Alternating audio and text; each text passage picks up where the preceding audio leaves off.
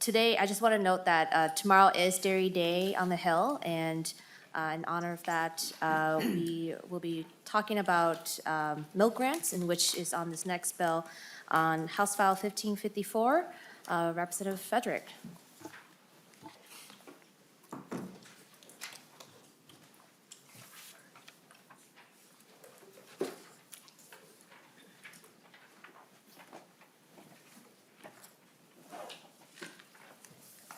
To your bill. Thank you, Madam Chair, committee members.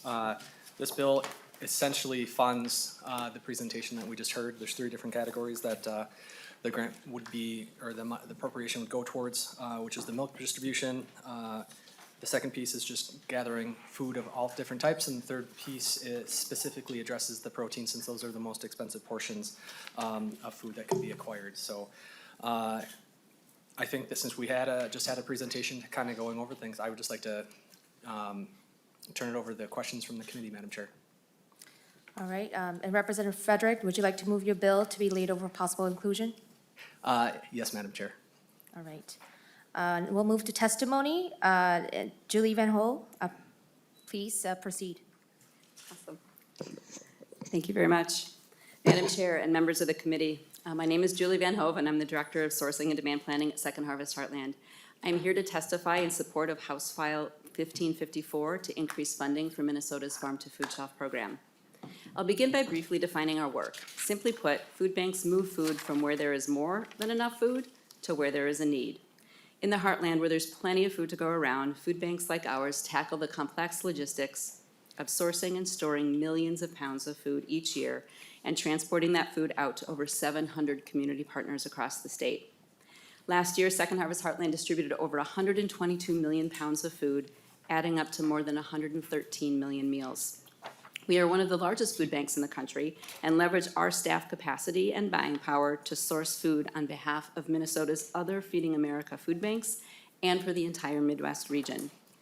The vast majority of the food we distribute and funding we receive to do this work, around 90%, comes from private donors, with the remaining 10% coming from the state and federal government. Our scale and efficiency help us to effectively administer Farm to Food Shelf program funds to source local produce, protein, and milk. While the funding is appropriated to us, we use these state dollars to connect food to hunger relief organizations across all 87 Minnesota counties, with each food bank responsible for distributing products to the food shelves and meal programs within their own service area. We are coming off a year of unprecedented need in our state.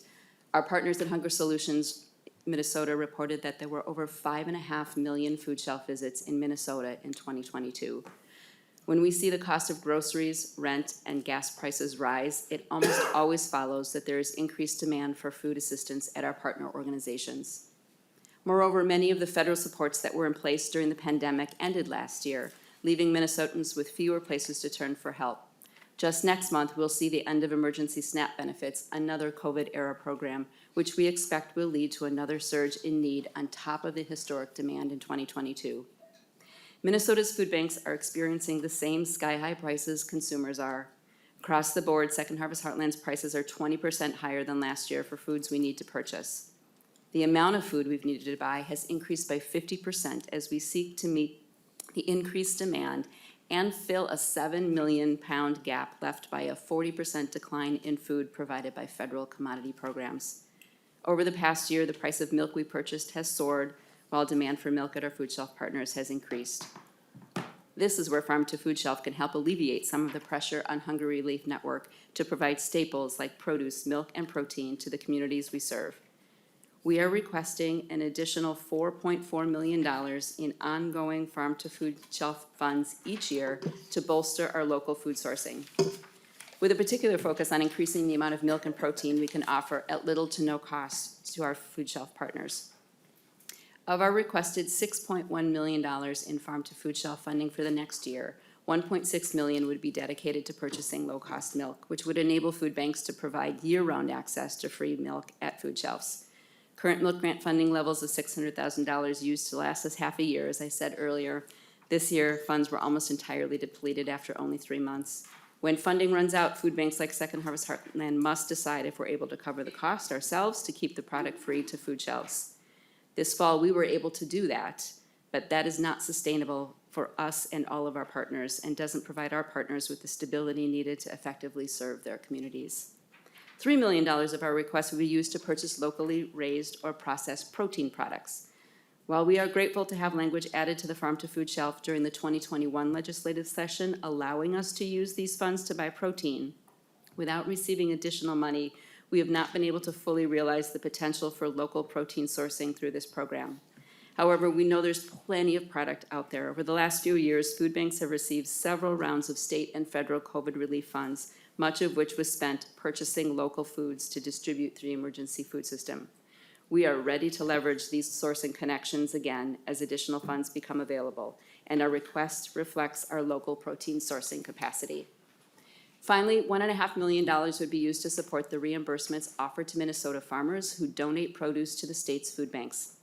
Farm to Food Shelf supplies nearly 1/3 of the fresh produce we source from farms each year. While the produce is donated, they often incur costs to harvest, transport, or package the products, and Farm to Food Shelf reimbursements ensure these donations aren't a financial burden. Each year, we typically run out of program funds while farmers still have produce to donate and then must find other funding sources to help cover their costs. In summary, Minnesota's Farm to Food Shelf program provides critical dairy, protein, and produce for Minnesota's Feeding America food banks. At a time when food insecurity remains elevated in our state, additional funding is needed in order to meet increased demand for food assistance. Thank you very much for your consideration of this bill and for your time today. And I'm happy to answer any questions. All right, our next testifier is Gary Paul from Paul Farms in Apple Valley. If you can make your way to the testifying table and identify yourself before the committee.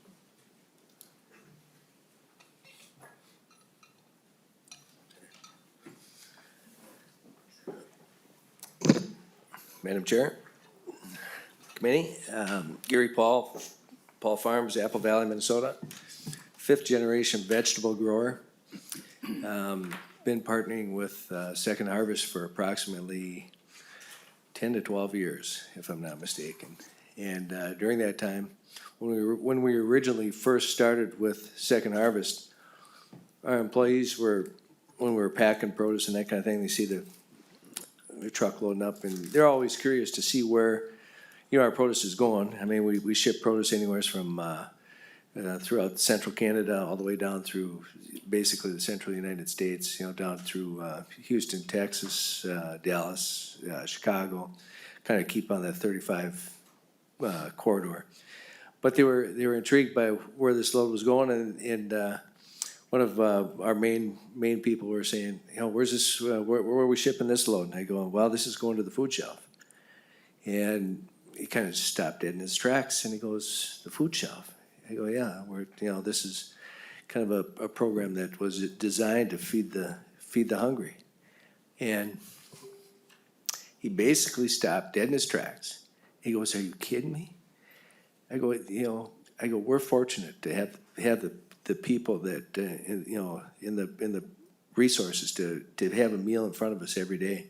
I go, there's a lot of people out there that can't be doing that. And this guy is a first generation immigrant from Ukraine, and he now has his green card, and he still works with us, and he is so tickled to see that we provide food for the hungry on a weekly basis throughout the summertime.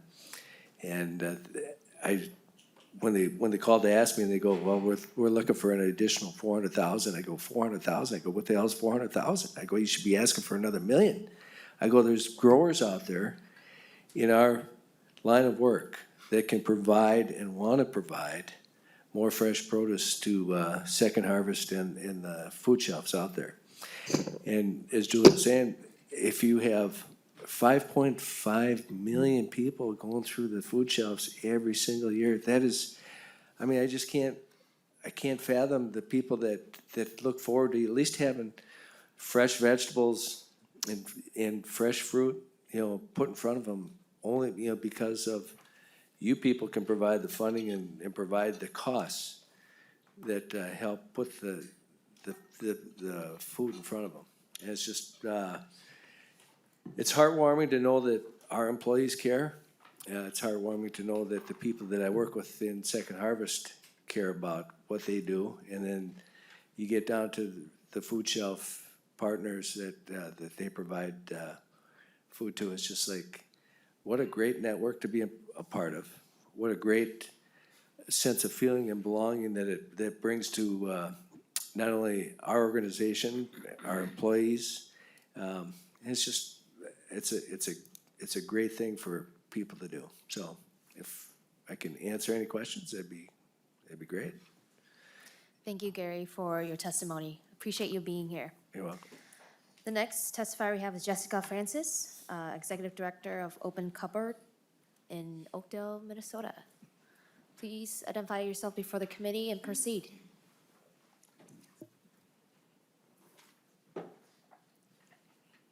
Hello, my name is Jessica Francis, and I'm the Executive Director of Open Cupboard, which is in the East Metro in Oakdale. I'm happy to be here with you today and share what we've been experiencing over the last few years. Our food shelf provides food to our community in a variety of ways, but all of our different programs have a similar emphasis on fresh and healthy food.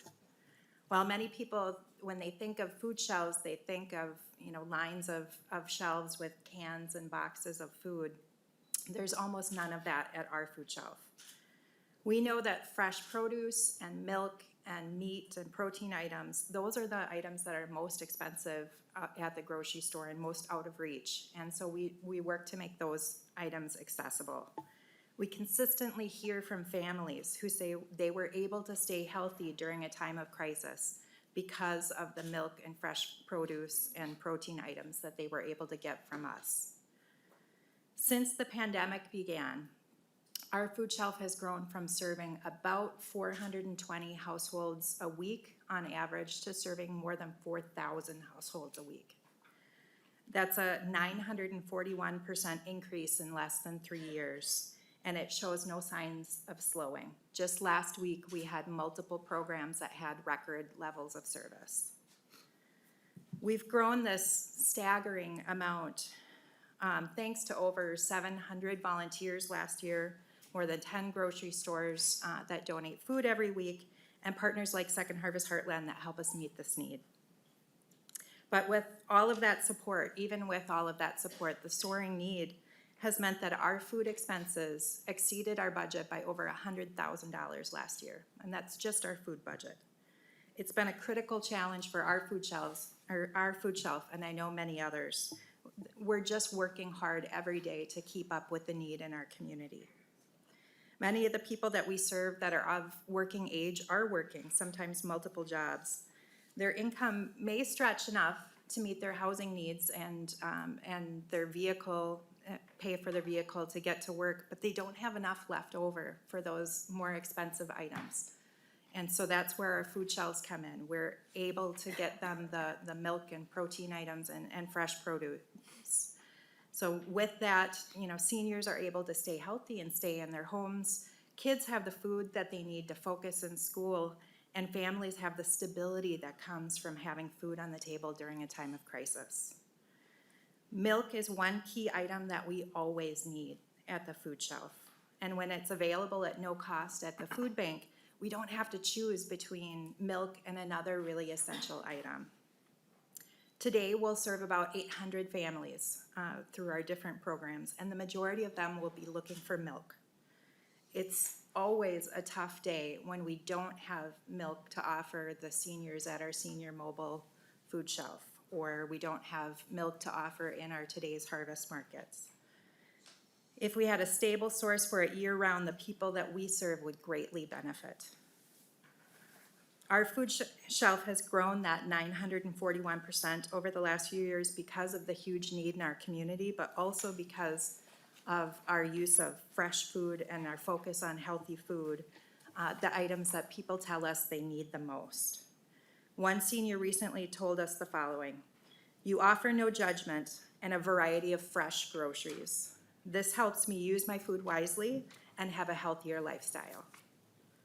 So by increasing the availability of fresh produce, milk, and protein items available at food shelves, this bill will help food shelves provide what families and seniors tell us they need most: Thank you very much for your time and consideration. Thank you, Jessica. Our last testifier is Daisy DeLune Escueda, manager of Echo Food Shelf in Mankato. If you can make your way, identify yourself before the committee and proceed. Thank you for being here today.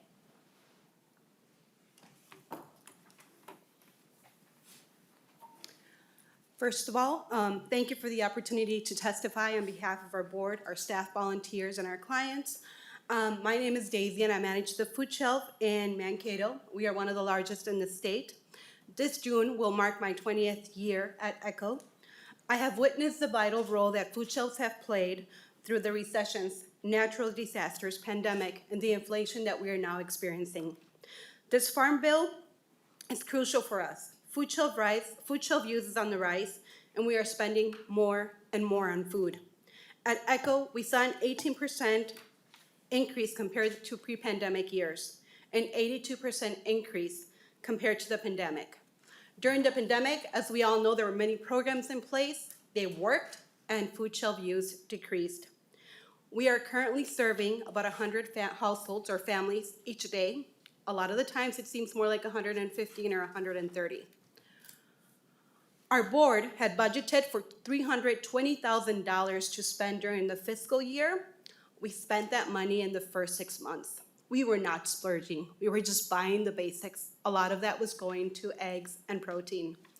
Fortunately, we had the reserves to stay open and for our work to not be interrupted. Food shelves have come a long way. We just don't carry dry goods. We are more like a free grocery store with an array of fresh, frozen, and dry items.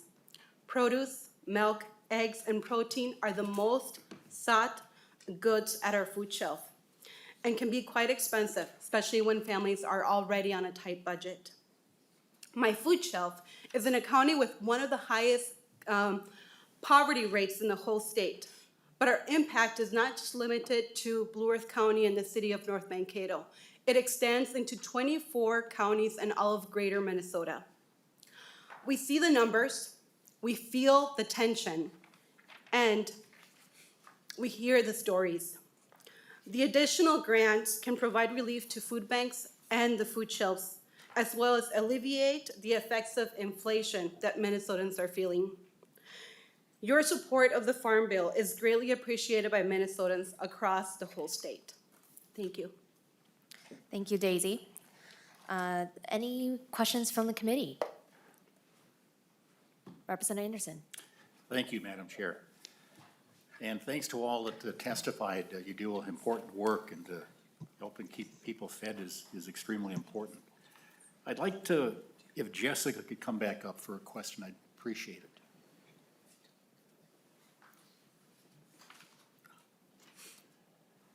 And what my question is, Madam Chair, is she mentioned that some of the time they're out of milk. And just wondering if she could give us an idea of how much of the time you're out of milk. You know, milk is a great thing to have. So how short do you get sometimes with milk? Director Jessica. Madam Chair, Representative, thank you for that question. So our food shelf uses about 750 full gallons and 1,800 half gallons every week, just to meet our needs. And we prioritize the milk. And so if we don't have milk, it's usually right now because we had to cut an order for either budgetary reasons, which is very rare right now. But with our $100,000 deficit from last year, that could increase. But I would say right now we're prioritizing milk.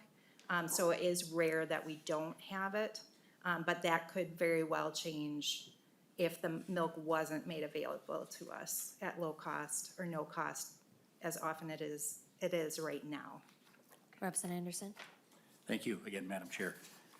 And to the bill author, and again, I think I saw heard the term 1.3 million for milk looking ahead, but your bill does not have a minimum amount to be spent on milk, whereas previous ag bills did have an amount, kind of a baseline for milk. Is there a reason you don't have a bottom line minimum purchase for milk in your bill?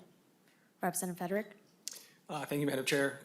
I would say that not prescripting out specifics in each category gave the most flexibility to the food shelves, but if they would have it to like to weigh in too, and kind of have an opinion on it, I think we could welcome their testimony as well. I think part of the reason that there's not in my bill was just for that flexibility.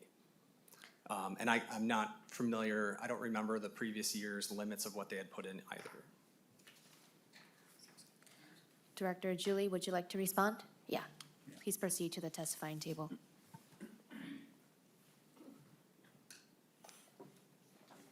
Thank you, Madam Chair and Representative. I would add, I think in the last 2 cycles, there was a minimum amount. It was $550,000 2 cycles ago and $600,000 for the last 2 years. I would agree with the representative that not putting those limits or minimums does provide most flexibility, but we certainly would be open. I mean, we have no intent to spend less than $600,000 on milk, which has been the floor or the floor in the past. But I think I would agree, it's been with flexibility, but we are open to consider floors. Final follow-up, Representative Anderson?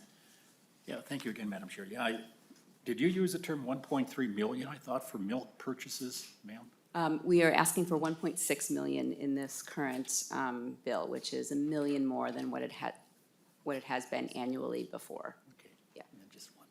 Yeah, go ahead, Representative Anderson. Thanks again for your patience. I think it was your testimony that mentioned that because of pullbacks in federal funding for nutrition programs, the need is greater now with your programs. Could you talk about that a little bit? Is it cutbacks because of COVID programs ending, or what kind of things are the feds cutting back on that makes our situation a little bit tougher here? Yeah. Director Julie? Thank you for your question, Madam Chair, Representative. It's been from a myriad of places. From a food source perspective, it's been the TFAP program that has been significantly down this last year relative to what we saw during COVID. So there was a lot of incremental food coming through the USDA TFAP program. That also included the Farmers to Families food boxes that were also being directed by the USDA. And then there has been several grants that came our way, CARES grants, ARPA grants, both state and federal grant funding that we were using to purchase food, and focused in those purchases, we focused on milk and protein and produce. And those funds were, obviously one-time funds. Representative Reen? Representative Reen? Thank you, Madam Chair. Thank you for this testimony. It's really interesting for me to hear this. We have a food shelf in Eden Prairie that serves the residents of Chanhassen and Eden Prairie, and I know people don't think of our area as being a place where there'd be a lot of food insecurity, but there actually is. It's a very popular food shelf, and I think we have one in Chaska called Vanhove Harvest too that serves a lot of our residents. I was intrigued by the numbers that were presented about seniors being the fastest growing sector of food insecure individuals, and that makes sense to me. But I wonder if you could talk to that a bit, and also whether now with the passage of the Universal School Lunch Program, if that will affect your numbers at all. But yeah, if you could take that question. Director that'd be great. Julie? Yeah. Rachel, do you mind? Please identify yourself before the committee and proceed. Great. Hi, my name is Rachel Sosnowczyk. I'm a public affairs specialist at Second Harvest Heartland. I think your question is maybe more in my wheelhouse than in Julie, so I'll take that. So I think to your first question about different age groups and trends in food shelf visits, Hunger Solutions Minnesota just released data last week looking at food shelf visits in 2022 compared to prior years. And I know that seniors were one of the fastest growing groups. I believe they saw about a 40% increase in visits in 2022 compared to the year prior. And so I think, that's helpful for us to know, again, as some of the different federal programs change, particularly with SNAP, the Supplemental Nutrition Assistance Program, or you might know it as food stamps, until this March, so a month from now, all people who receive SNAP benefits are receiving the maximum amount for their household size. And we know that for seniors, that's led to an increase of around $100 a month, if not more, in the amount of SNAP benefits they're getting. But starting in March, those benefits will go away. And so we anticipate that we'll only actually see increased need for that population. And so that's going to put additional pressure on food shelves and other organizations serving folks who need food assistance. I think your question about the universal school meals bill is a really good one too. The way that we look at our work is that we work together, the emergency food system, a network of food banks and food shelves and meal programs, really work in partnership with some of the more federal nutrition programs. So things like SNAP, things like free school breakfast and school lunch. We do anticipate that having universal school meals in Minnesota will have a huge positive impact and will reduce the number of kids who are experiencing food insecurity. And so we're, of course, very supportive of that. But we do know that, even during the pandemic, when we actually had universal school meals, people were still going to food shelves. There's still going to be that need there. And so, our bill and what we're hoping to do with these funds will be related and working towards the same goal that is really about bolstering that emergency food system outside of the federal nutrition programs like school meals. Representative Reed? Thank you, Madam Chair, and thank you for that comment. That's really interesting. The other comment I have is, when I look at food issues from an environmental lens, I think about all the waste that we see with food, and I know Second Harvest has been working on this for decades, and that's why I really enjoyed learning about Second Harvest and how they are able to package it and transport it to the food shelves where they need it.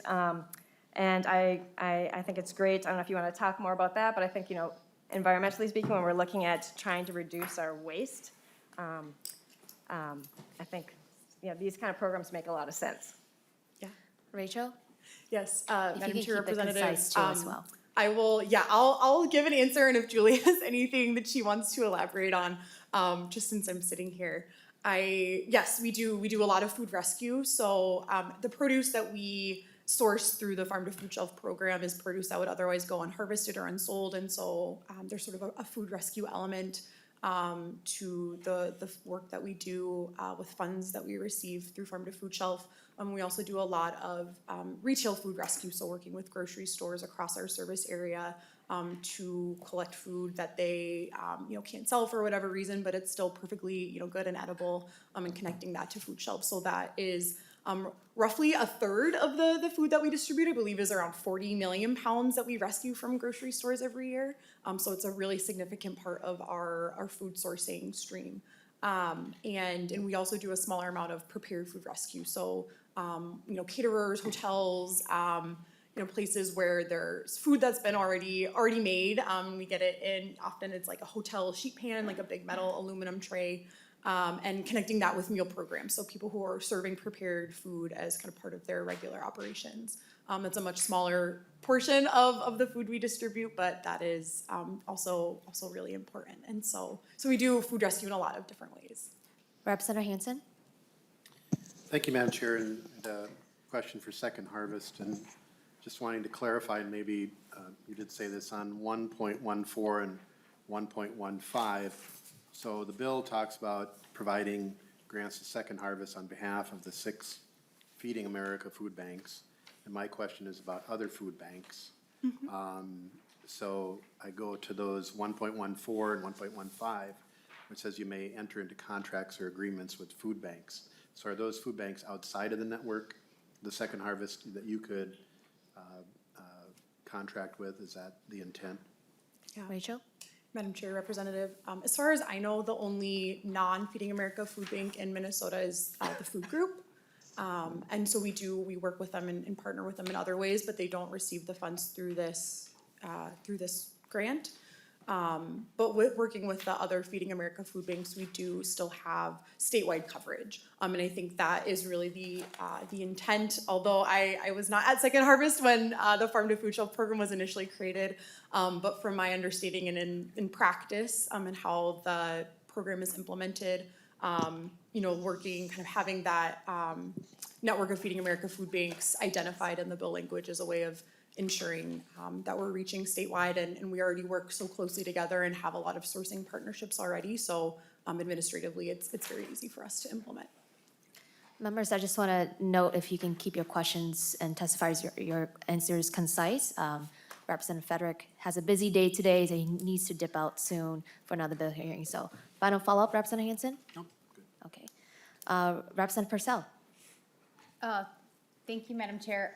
I think Representative Hanson spoke to some of the questions that I had. I know my local food banks use the distribution through Channel 1. So I wanted to make sure that this is getting to all of the need that we see all across the state.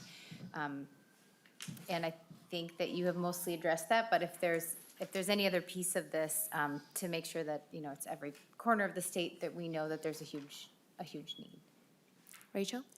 Yeah, Madam Chair, Representative, two things really quickly. We have a letter of support from the other Minnesota Feeding America food banks, which I hope helps to indicate to you all that this is something that does benefit all of the food banks that we work with and the partners that they serve. And we also included our fiscal year 22 overview of how farm to food shelf program funds were used and distributed. And so there is a county breakdown, so you can see for the counties that you represent, how much food made it there.